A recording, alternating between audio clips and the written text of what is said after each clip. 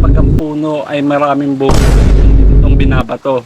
Kaya nga itong si Diwata ay sinisiraan muli at nilagyan nga naman ng ipis ang kanyang sabaw.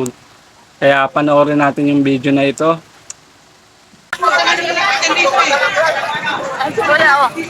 Ayun, hinabol talaga ng tagaluto to. Ayan si Kuya. Talagang binidyoan niya eh. Ayan Kuya. Mamadali talaga mo eh. Ayan si Kuya.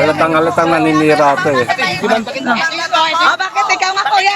Sinabihan mo sa baon namin na ipis. Palagay ko binayaran tong lalaking to eh. Makikita doon Kuya, si Riwan yung Grabe na panira talaga. Riwan naman si CCTV. Nagtatrabaho ng marangal yung mga tao dito tapos ganito ginagawa nila. May ipis. Ayan si Kuya. Ako nagluluto ng sabaw Kuya. Pwede naman i-rewind.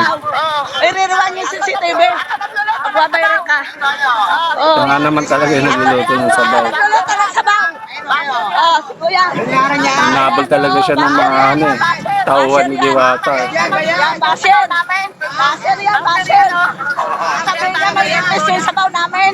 Tama lang din naman yung ginawa ng Ayan, basher yun si Kuya. Ayan o. trabahador ni Diwata. Tagaluto. Hinabol May niya. ipis daw.